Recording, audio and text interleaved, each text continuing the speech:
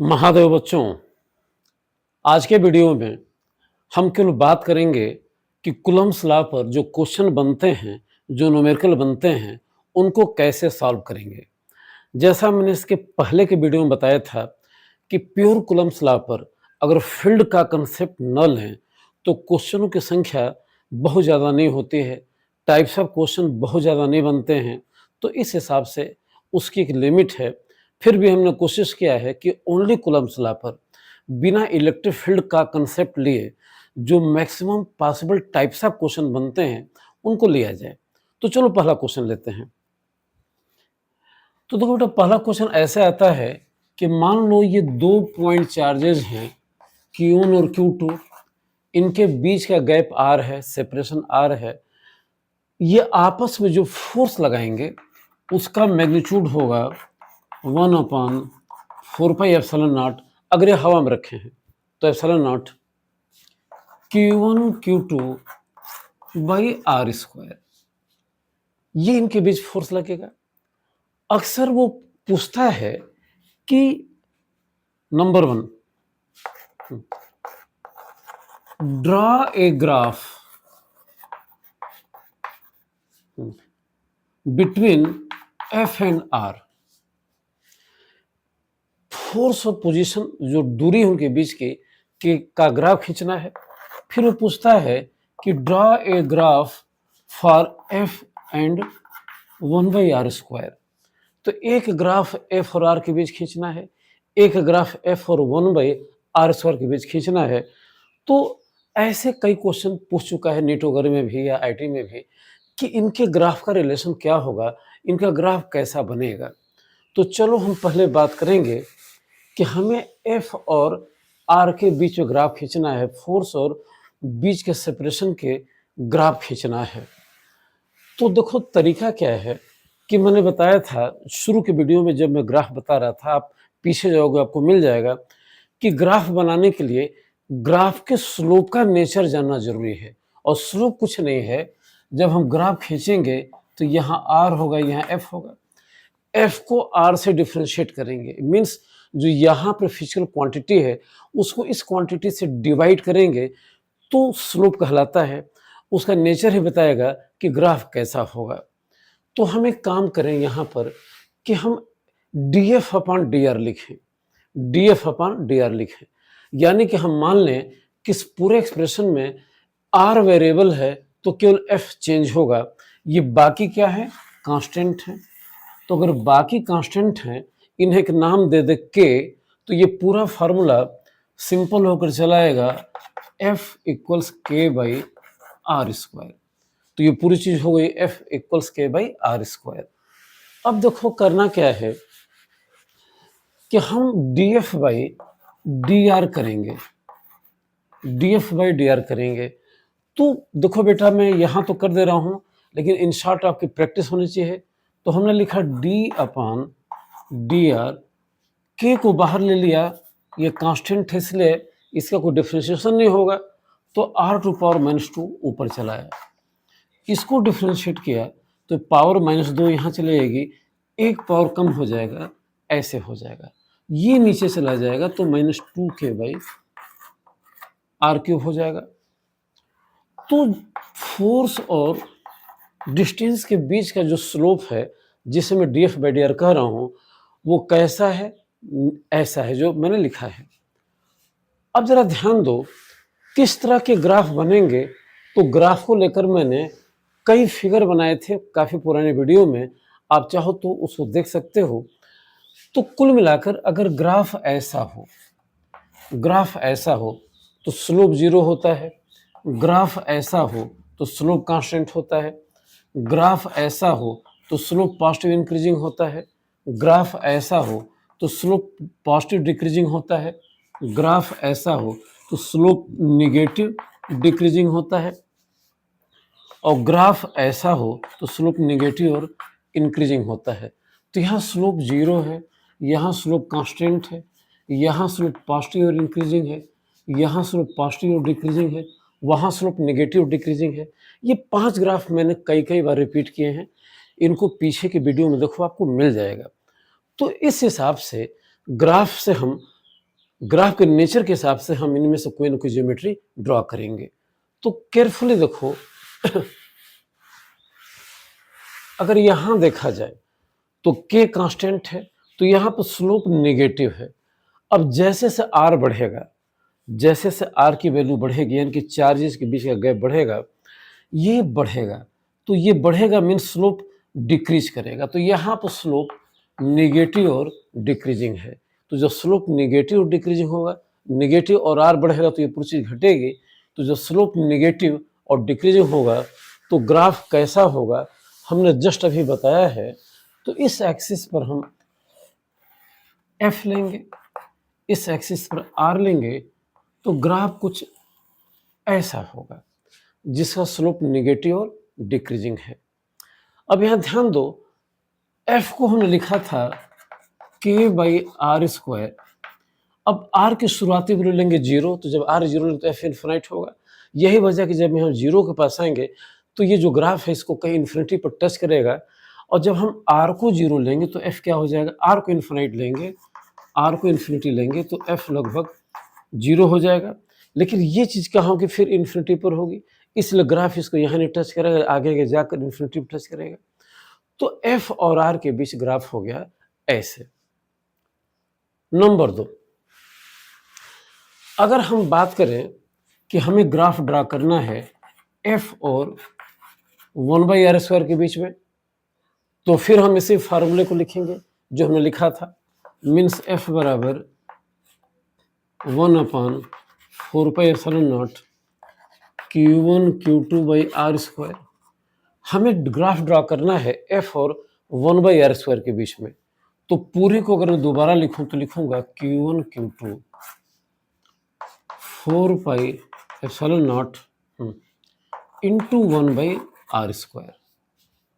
ये जो ब्रैकेट में है ये गिवन चार्ज के लिए, चार्ज के असेंबली के लिए कांस्टेंट होगा। तो पूरी चीज होगी f बराबर k इंटू 1/r²। अब यहां पर ग्राफ f और r के बीच नहीं ड्रॉ करना है, यहां ग्राफ f और 1/r² के बीच ड्रॉ करना है। तो यहां पर हम 1/r² को एक नया टर्म एज्यूम करेंगे, और जब एज्यूम करेंगे तो पावर 1 के साथ एज्यूम करेंगे, यानी कि हम लिखेंगे कि लेट 1/r² इक्वल्स x। तो पूरा ग्राफ हो जाएगा, पूरा रिलेशन हो जाएगा f बराबर kx। अब इसका स्लोप निकाला जाए, इसका स्लोप निकाला जाए तो स्लोप होगा df/dx, ये हो जाएगा कांस्टेंट। तो यहाँ पर स्लोप क्या है, पॉजिटिव है और कांस्टेंट है। तो जब स्लोप पॉजिटिव और कांस्टेंट होगा तो ग्राफ कैसा होगा, ये मैंने पीछे बताया था, यह मैं बता दे रहा हूँ कि ग्राफ ऐसा होगा। ये f है, ये 1/r² है, स्लोप पॉजिटिव और कांस्टेंट होगा तो ये ग्राफ एक स्ट्रेट लाइन होगा। अब ये ग्राफ 0 से क्यों शुरू होगा, तो समझो कि हमने f को लिखा था k/r², मीन्स k इंटू, इसी को हमने x कहा था, इसी को हमने x कहा था।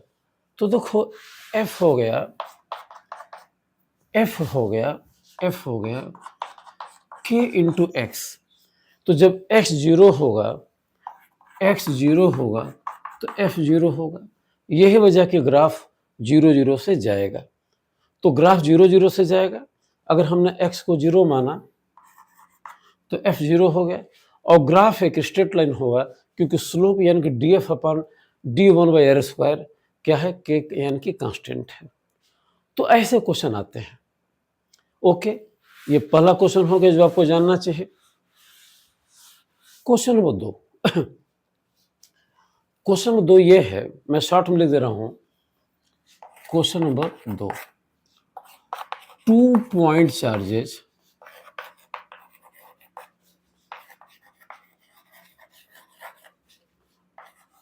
are kept at 1 centimeter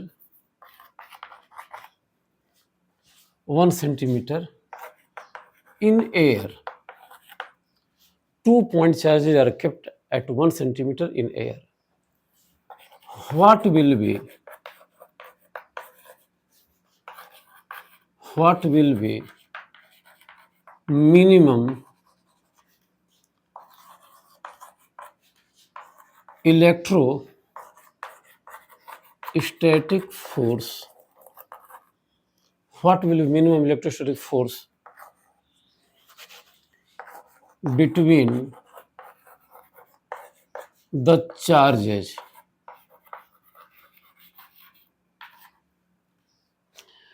what will be magnitude of लिखो।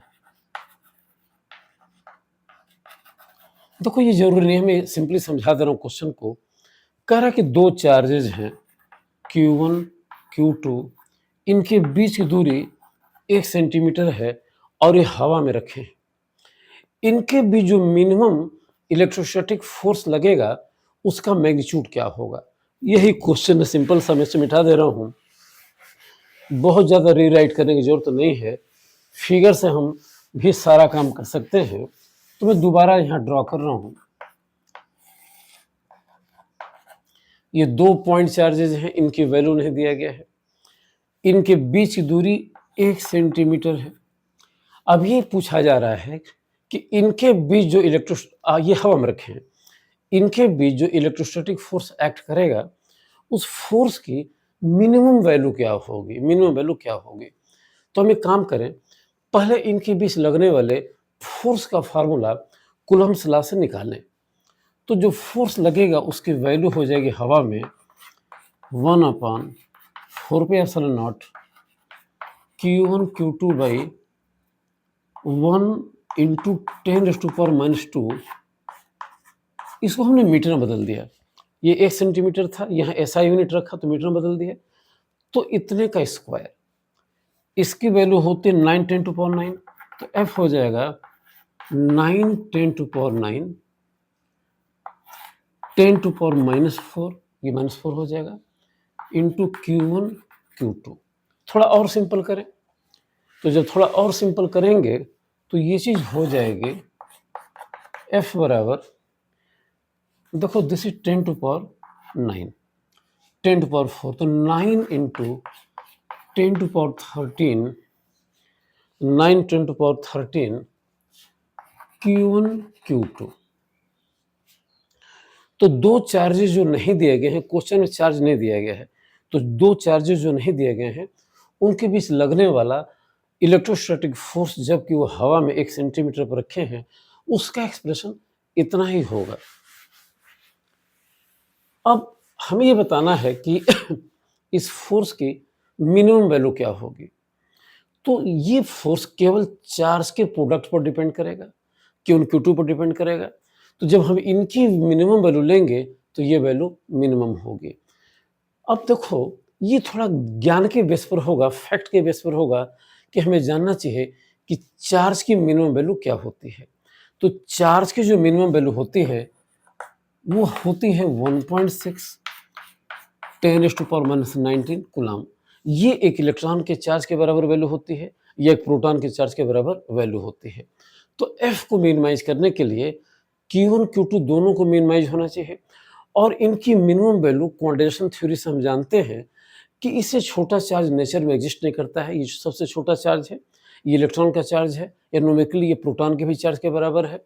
तो F को मिनिमाइज करने के लिए हमने Q1 को इतना लिया, तो हमें Q2 को भी इतना ही लेना चाहिए, 1.6 10⁻⁻19 कूलम, और नया कुछ नहीं करेंगे, हम इसको इसे मल्टीप्लाई कर देंगे। तो देखो मैं कर रहा हूँ, तो हो गया 9 10⁻13, ये दो बार लिखना है, मीन्स 1.6 10⁻19 का स्क्वायर करना है। देखो स्क्वायर करेंगे तो 9 10⁻13 तो ये हो गया, 1.6 का स्क्वायर होता 2.56, और ये पावर हो जाएगी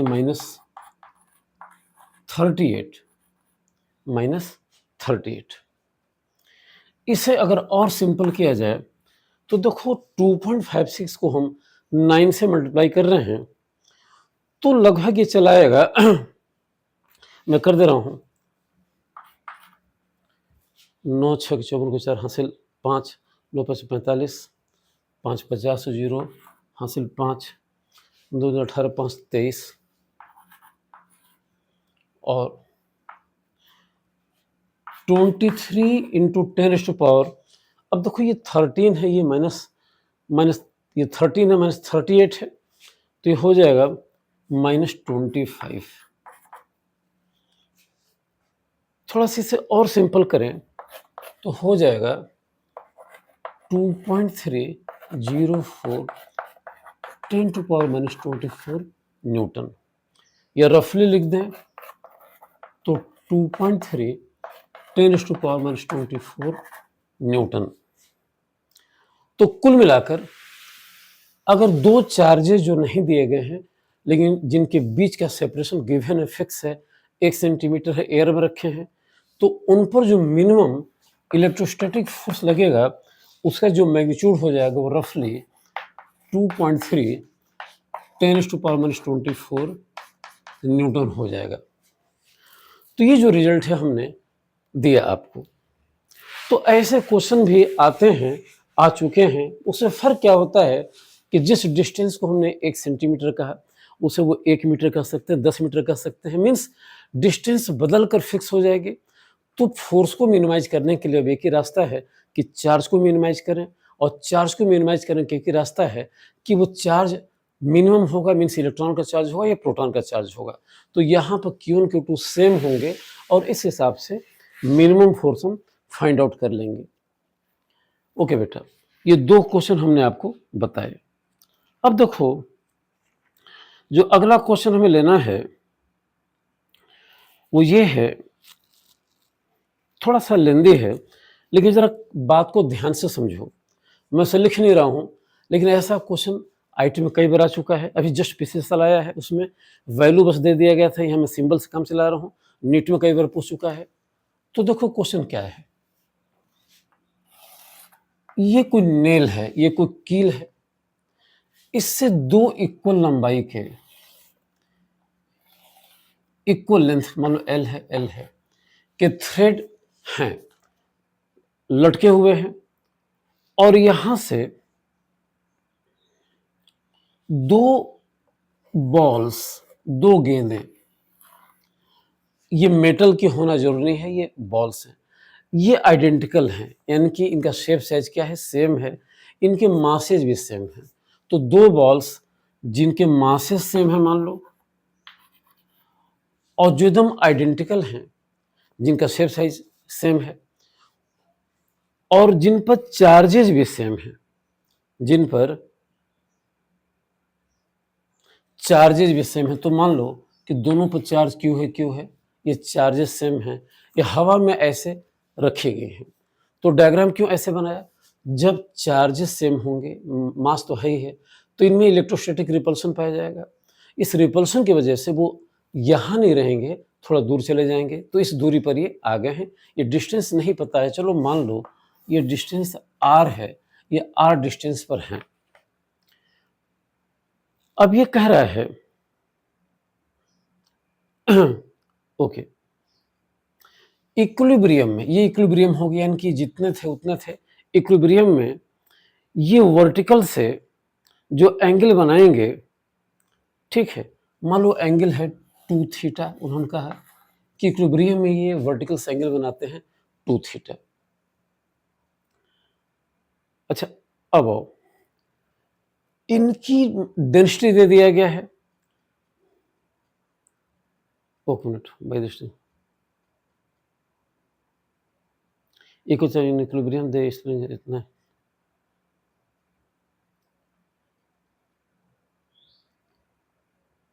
इनकी खुद की डेंसिटी दे दिया गया है, डेंसिटी, इनकी डेंसिटी रो दे दिया गया है। फिर से मैं क्वेश्चन रिपीट कर दूं, मैं थोड़ा एक्सप्रेस नहीं कर पाया। दो इक्वल स्ट्रिंग हैं, इनको कॉमनली एक जगह से हमने अटैच कर दिया है, उनके दूसरे एंड से दो स्फेयर्स जिनका शेप साइज आइडेंटिकल है, जिनके मासेस सेम हैं, जिन पर चार्ज भी सेम है, उनको हैंग किया गया है। तो देखा गया है कि इक्विलिब्रियम में ये दोनों स्ट्रिंग्स आपस में 2 थीटा डिग्री का एंगल बना रही हैं। ओके, ये एंगल है 2 थीटा, और ये जो स्फेयर्स हैं, इनकी जो मास डेंसिटी है वो क्या है, रो है। अब इस पूरे सेटअप को, इस पूरे अरेंजमेंट को हम एक ऐसे लिक्विड में डालते हैं जिसकी डेंसिटी है सिग्मा।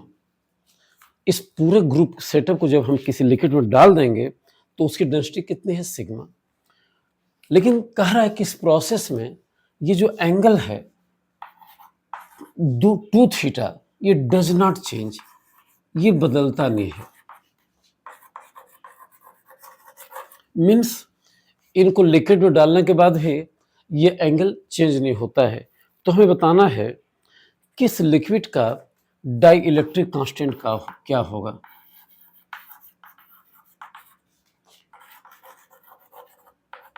के क्या होगा, ठीक है बेटा। पूरे क्वेश्चन को मैं जानबूझकर तीसरी बार पढ़ रहा हूँ, थोड़ा जल्दी करो, इस बात को समझो। 2 इक्वल लेंथ के थ्रेड हैं, नायलॉन के थ्रेड है, इंसुलेटिंग थ्रेड है, मान लो यहाँ से अटैच हैं, इनके दूसरे एंड से 2 स्फीयर से अटैच हैं जिनके मासेस सेम है, 4 सेम है, और इक्विलिब्रियम में वर्टिकल से 2 थीटा डिग्री का एंगल बना रहे हैं। अब इस पूरे सेटअप को हमने डाल दिया एक लिक्विड में, तो जो लिक्विड में डाल दिया तो देखा जा रहा है कि ये एंगल नहीं चेंज हो रहा है। जब ये एंगल नहीं चेंज तो दूरी भी नहीं चेंज होगी।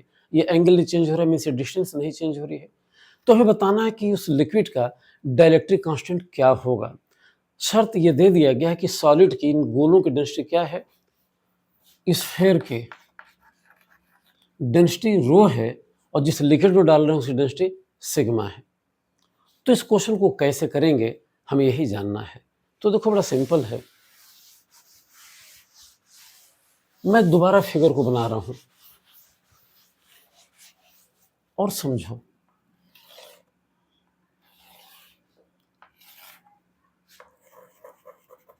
दीज आर द स्फेयर्स, ये डिस्टेंस r है, ये एंगल 2 थीटा है। तो अगर एक लाइन ड्रॉ करें तो ये एंगल थीटा हो जाएगा, this will be theta and this will also be theta.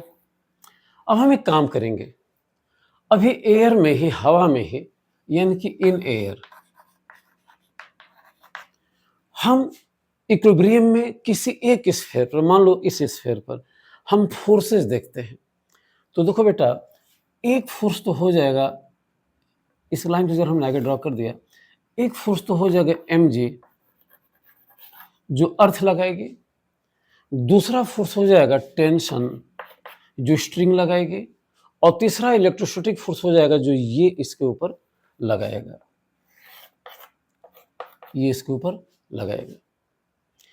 3 forces ही इसके ऊपर लगेंगे, mg, टेंशन और F। अगर ये एंगल थीटा है तो ये एंगल भी थीटा होगा। ये वाली बॉल इक्विलिब्रियम में है, this ball is in equilibrium, तो इस पर नेट फोर्स क्या होगा, 0 होगा। हॉरिजॉन्टल डायरेक्शन में भी नेट फोर्स 0 होगा, वर्टिकल डायरेक्शन में भी नेट फोर्स 0 होगा। तो हम एक काम करते हैं, इस टी के हम 2 कंपोनेंट ले लेते हैं, इसको थोड़ा मैं आगे बढ़ा दूं तो ये भी थीटा हो जाएगा अल्टरनेट एंगल होने से। टी के हमने 2 कंपोनेंट ले लिए, तो ये हो जाएगा टी कॉस थीटा, और ये हो जाएगा टी साइन थीटा। तो हमने टी के 2 कंपोनेंट ले लिए, ये थीटा था तो अल्टरनेट एंगल होने से थीटा हो गया, तो टी का कंपोनेंट इधर मिला टी कॉस थीटा, इधर मिला टी साइन थीटा। अब हमने क्या किया कि हॉरिजॉन्टल डायरेक्शन में टी साइन थीटा को एफ के बराबर किया, क्योंकि इक्विलिब्रियम में है तो ना इधर जा रहा है ना इधर जा रहा है, नेट रेस्ट में है, तो किसी भी डायरेक्शन में एक लाइन के नाम नेट फोर्स 0 होगा। नेट फोर्स 0 तब होगा जब ये फोर्स इसके बराबर होगा। तो हवा में हमने लिख दिया, हवा में लिख दिया T sine theta equals mg, T sine theta equals T sine theta equals f means electrostatic force. चलो एक नाम दे दिए एफ है ताकि आपको याद रहे कि ये इलेक्ट्रोस्टैटिक फोर्स है। अब टी कॉस थीटा वैसे ही वर्टिकल डायरेक्शन में हो जाएगा, तो टी कॉस थीटा हो जाएगा mg के बराबर। तो टी cos थीटा हो गया mg के बराबर। अगर हम इसको इससे डिवाइड कर दें तो tan थीटा हो जाएगा Fe अपॉन mg। एक इक्वेशन 1 हमने बना लिया। तो एयर में हमें मिल गया tan theta equals Fe upon mg। मैं जरा इसे अलग से लिख दे रहा हूं, जगह नहीं है। तो in air we are getting tan theta equals Fe upon mg and this is equation 1। चलो अब दूसरा क्या करना है कि इस पूरे सिस्टम को हमने किसी लिक्विड में डाल दिया। लिक्विड की डेंसिटी सिग्मा है, तो क्या होगा? तो नया ये होगा, मैं दोबारा मिटा दे रहा हूं और फिर बना रहा हूं कि लिक्विड में डालेंगे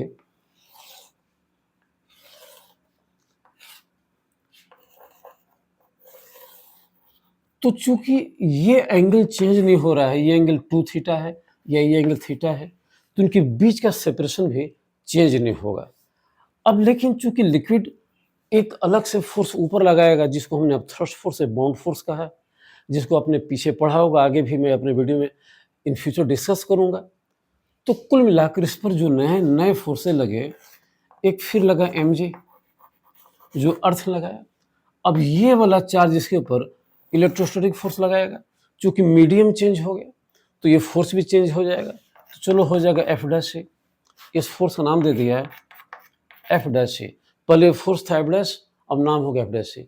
टेंशन भी बदल जाएगा, तो चलो टेंशन हो गया मान लो टी डैश।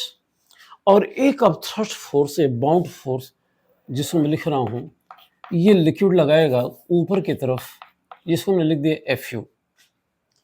ये थीटा था, ये थीटा था।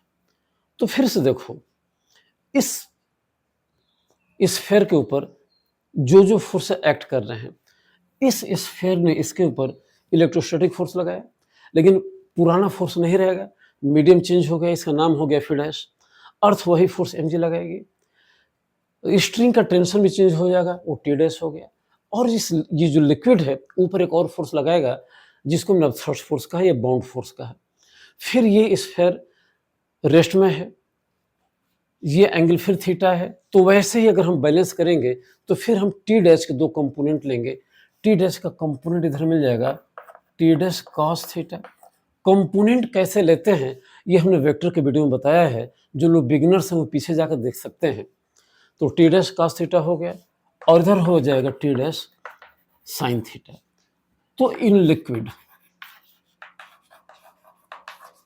अगर हम फोर्सेज को बैलेंस करें तो टी डैश साइन थीटा हो गया एफ डैश के बराबर। लिख दे रहा हूं T dash sine theta equal हो गया एफ डैश। और ऊपर 2 फोर्सेज है बेटा, एक तो अब थ्रस्ट फोर्स है और दूसरा टी डैश कॉस थीटा है। तो अब थ्रस्ट फोर्स एफ यू और टी डैश कॉस थीटा मिलकर हो गए mg के बराबर। ये mg के बराबर हो गए। अब इस फिगर का कोई इंपॉर्टेंस नहीं, मैं मिटा दे रहा हूं। अब देखो हम इसको इधर ले जाएंगे तो टी डैश कॉस थीटा हो जाएगा mg माइनस एफ यू। इसको यहां रखा, इसको इधर ले गए, तो यही चेंज होकर हो गया टी डैश कॉस थीटा हो जाएगा mg माइनस एफ यू। अब हम फिर इसको डिवाइड करेंगे इससे, तो जब इसको डिवाइड करेंगे इससे तो टी डैश कैंसिल आउट हो जाएगा, tan थीटा मिल जाएगा F E dash upon mg minus F U. ये इक्वेशन 2 हो गया। तो एयर के लिए tan थीटा इतना आया था और लिक्विड के लिए tan थीटा इतना चला आया। अब हम नया कुछ नहीं करेंगे, दोनों इक्वेशन को देखो, दोनों के LHS बराबर है, ये इसके बराबर है, तो RHS को बराबर कर दिया। तो जब RHS को बराबर करेंगे तो लिखेंगे F A upon mg equals F E dash upon mg minus F you means अब थ्रस्ट फोर्स। हमने दोनों को इक्वेट कर दिया है। अब एक काम करते हैं इसको यहाँ लाएंगे, इसको यहाँ ले जाएंगे, तो F E upon F E dash हो जाएगा M G upon M G minus F U, ये हो जाएगा। व्हाट इज दिस, ये क्या है? तो जस्ट इसके पहले के पहले, यानी कि इसके दो पहले नहीं, जस्ट इसके पहले की वीडियो में आप जाओगे तो आपको पता चलेगा कि this defines dielectric constant of the medium, यानी कि दो चार्जेस को लिए हवा में रखा और फोर्स निकाल लिया, उतनी ही दूरी पर किसी और मीडियम रखा, उन्हीं चार्जेस को, और फोर्स निकाल लिया। इसका जो रेशियो होता है उस मीडियम की रिलेटिव परमिटिविटी कहलाता है, जो न्यूमेरिकली उसके डाइलेक्ट्रिक कांस्टेंट के बराबर होता है। तो ये डेफिनेशन आपको इससे जस्ट पीछे की वीडियो में मिल जाएगी। बहरहाल ये मान करके आपने उसको देखा होगा, मैं इसकी जगह dielectric constant of the medium के लिख दे रहा हूँ। तो के हो गया, यही पूछा गया था के का एक्सप्रेशन, तो के हो गया M G minus F U. अब हम एक काम करें, एम जी से ऊपर नीचे डिवाइड कर दें, तो ये हो जाएगा 1, ये हो जाएगा 1, और ये हो जाएगा F U upon M G. तो सिंपल होकर के इतना चलाया, के चला आया 1 minus 1 upon F U upon M G. मैं जरा इसे दोबारा लिख दे रहा हूँ ऊपर, क्योंकि नीचे स्पेस नहीं है। तो के को हमने लिख दिया बेटा अगेन कि 1 minus 1 F U upon M G. Okay, अब ध्यान दो, के निकालने के लिए ये वैल्यूज हमें निकालनी जरूरी है। अब देखो एम जी क्या है, एम जी तो स्फीयर का वेट है, एम जी स्फीयर का वेट है। तो ये कितना हो जाएगा, वॉल्यूम इंटू डेंसिटी, ये मास हो गया इंटू जी। तो एम जी हो गया वी रो जी, वी है स्फीयर का मास वॉल्यूम, रो है स्फीयर की डेंसिटी, ये इसका मास हो गया इंटू जी। तो एम जी इतना लिख दिया। अब थ्रस्ट फोर्स क्या है, जितना लिक्विड स्फीयर हटाता है उसके वेट के बराबर। तो स्फीयर जो लिक्विड हटाएगा उसका वेट हो जाएगा लिक्विड का वॉल्यूम, जो कि स्फीयर का वॉल्यूम होगा क्योंकि स्फीयर पूरा डूबा हुआ है, लिक्विड की डेंसिटी, ये लिक्विड का मास हो गया इंटू जी। तो ये हो गया न्यूमेरिकली ऑफ थ्रस्ट फोर्स। अगर हम इसको इसे डिवाइड कर दें, F U upon M G कर दें, इसको से डिवाइड कर दें, तो तुम्हें मिल जाएगा कितना, सिग्मा बाई रो, इतना ही मिलेगा, सिग्मा बाई रो। ये वैल्यू हम यहां रख देंगे, तो यहां रखने पर के चला आएगा 1 upon 1 minus sigma by rho.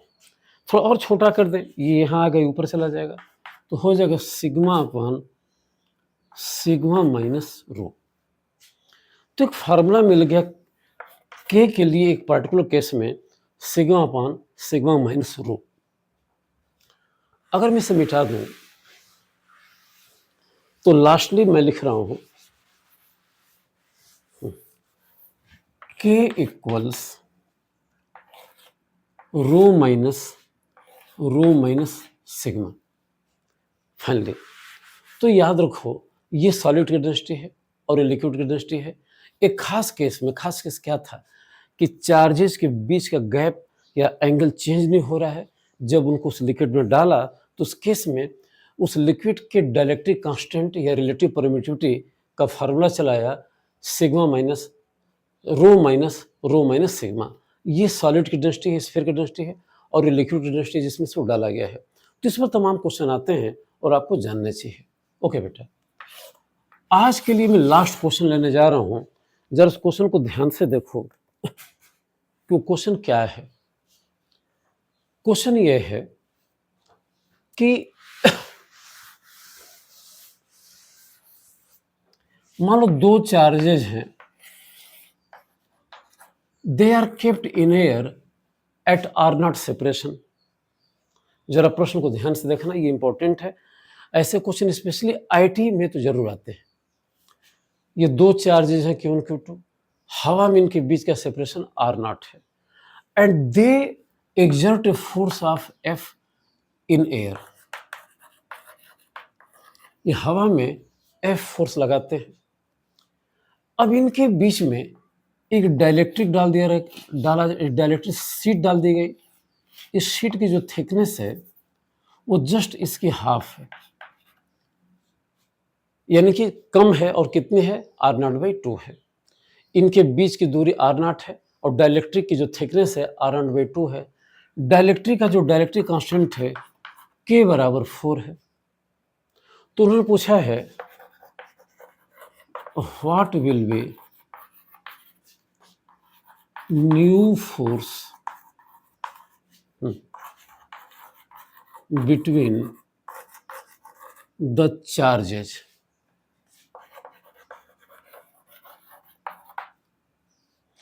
Question को मैं आखिरी बार रिपीट कर रहा हूं, ध्यान से सुनो. There are 2 point charges Q1 and Q2. They are kept in air at a separation of R0. ये दूरी R0 के बराबर है. हम क्या करते हैं कि इसके बीच में जस्ट इसकी दूरी के आधे थिकनेस का, मीन्स R1/2 लंबाई थिकनेस का एक लकड़ी का स्लैब या कुछ भी ऐसी चीज जो इंसुलेटर है जिसका डाइलेक्ट्रिक कांस्टेंट K बराबर 4 है डाल दी जा रही है. अब इनके बीच का फोर्स बताना है. तो मैंने पीछे बताया था कूलम्ब्स लॉ में कि फोर्स तो कम हो जाएगा, लेकिन वो तब उस कम फोर्स को नापने का तरीका ये था कि उस केस में ये जो इंसुलेटर है ये पूरे मीडियम को ढकता था या कंटेन करता था. यहाँ पर तो क्या है कि कुछ दूर तक हवा भी है और कुछ देर तक मीडियम भी है. ये इसका जो ओवरलैपिंग है पूरे मीडियम का नहीं है बल्कि पार्शियल है. तो ऐसे केस में थोड़ा सा क्वेश्चन लगाना डायरेक्टली मुश्किल होगा. अगर ये डायरेक्टली पूरे मीडियम में होता तो कुछ नहीं करते हम लोग, सीधे फोर्स हो जाता F/K या K टाइम्स घट जाता या F/4 हो जाता. लेकिन यहाँ पर क्या है कि K/4 जो है वो पूरा मीडियम को कवरअप नहीं किए है, जस्ट उसके आधी दूरी को कवरअप किए है. जब ऐसे क्वेश्चन आ जाएं तो कैसे किए जाएंगे इसी को हमें बताना है. मैं फिर से तीसरे और आखिरी बार क्वेश्चन को रिपीट कर दूं ताकि आपके दिमाग में चला है. 2 पॉइंट चार्जेस है Q1 Q2. हवा में उनके बीच दूरी R0 है और हवा में उनके बीच का फोर्स F है. उनके बीच में जस्ट आधी थिकनेस का, इनके R0/2 मोटाई का एक इंसुलेटर, कुछ भी लकड़ी प्लास्टिक कुछ भी हो सकता है, जिसका K बराबर 4 डाइलेक्ट्रिक कांस्टेंट 4 है डाल दिया जा रहा है. अब इन चार्जेस के बीच का नया फोर्स बताना है. इस क्वेश्चन को करने के पहले हम जरा एक चीज को समझें अलग से और जस्ट इसे एक फार्मूला कर ट्रीट करो कि मान लो 2 चार्जेज हैं और हवा में फोर्स है F. तो इसको लिखेंगे F equals 1/4πε0 Q1 Q2 R0 square. This is not the part of the question. मैं अलग से बता रहा हूं कि मान लो 2 चार्जेज हैं Q1 Q2 और हवा में R0 दूरी पर हैं तो उनके बीच जो इलेक्ट्रोस्टैटिक फोर्स लगेगा इतना ही लगेगा. अब हम ये जानना चाहते हैं कि इन चार्जेस को किसी और मीडियम में डाल दिया जिस मीडियम का डाइलेक्ट्रिक कांस्टेंट K है लेकिन फोर्स नहीं बदल रहा है, तो दूरी चेंज हो जाएगी. तो हम उस फोर्स को अगेन लिख रहे हैं. तो F को हमने लिख दिया है 1/4πε0 K Q1 Q2/R square. Q1 Q2/R². मैं इस बात को फिर कैसे रिपीट करूं कि 2 चार्जेज हवा में R0 दूरी पर है, फोर्स F लग रहा है.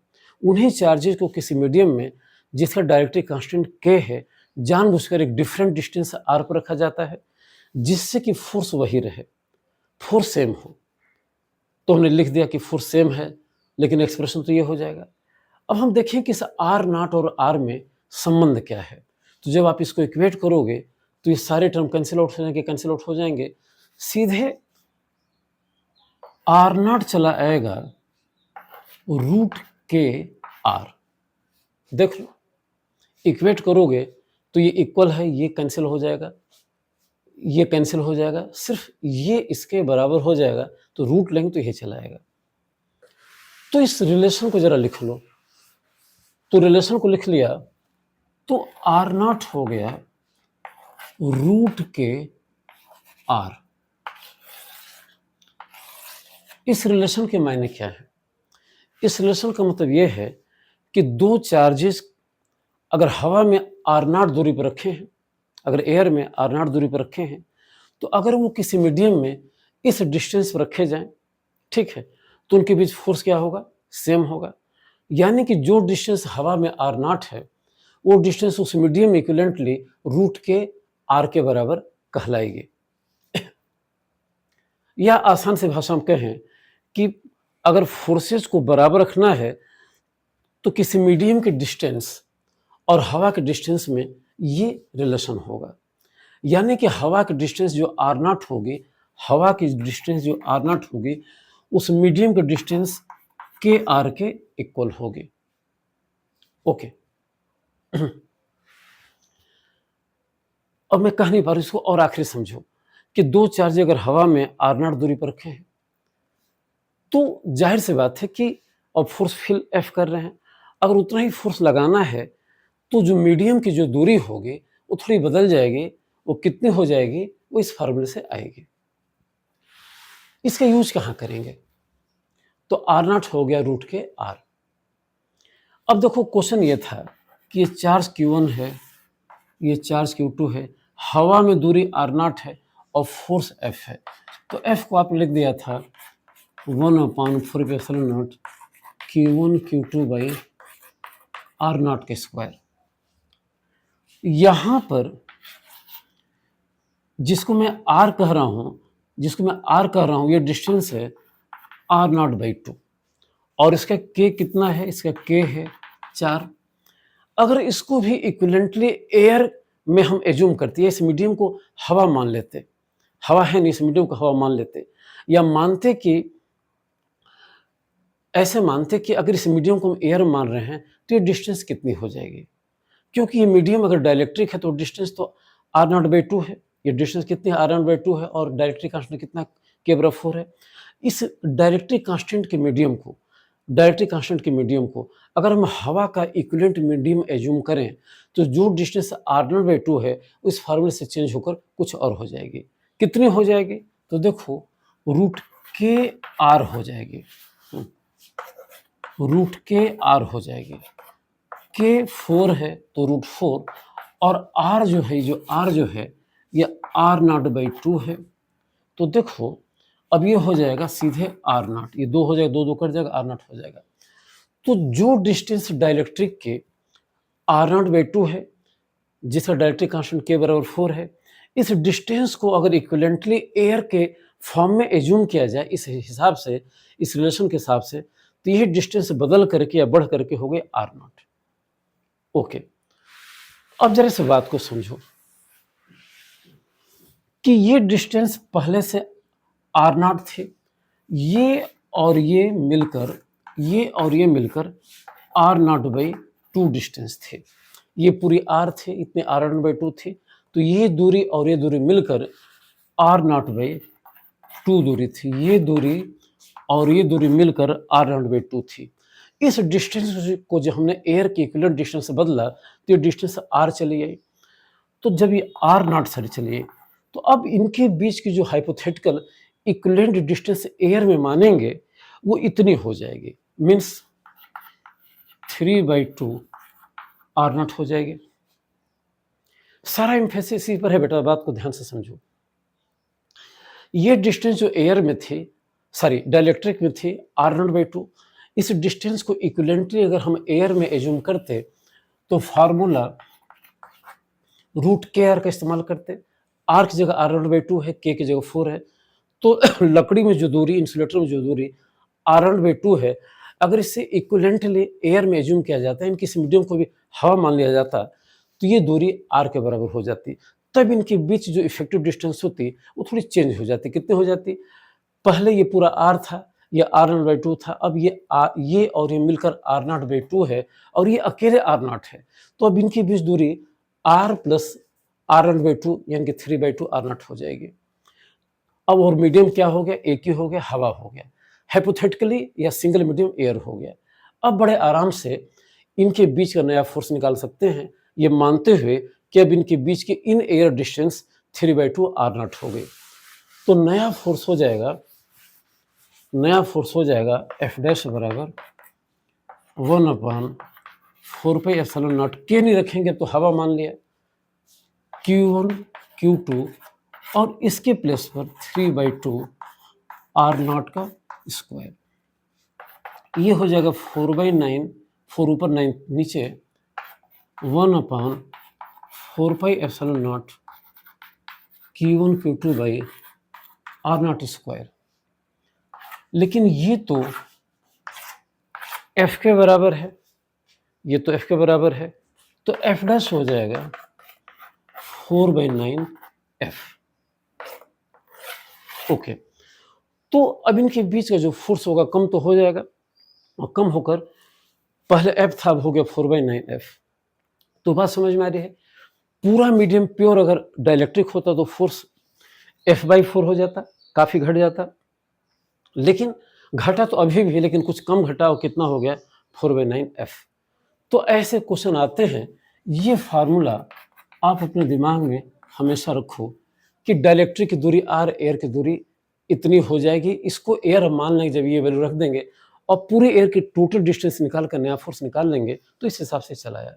तो ऐसे क्वेश्चंस आते हैं, स्पेशली IIT में तो ज़रूर आते हैं, तो आपकी इनकी तैयारी होनी चाहिए। बेटा आज के वीडियो में इतने ही क्वेश्चन का मेरा टारगेट है, आगे लूँगा तो वीडियो लंबा हो जाएगा। आप सबसे रिक्वेस्ट है कि मेरे वीडियो को लाइक सब्सक्राइब ज़्यादा करो। तब तक के लिए अगले वीडियो में फिर हम मिलेंगे, इन्हीं न्यूमेरिकल्स को लेकर आगे बढ़ाएंगे। महादेव।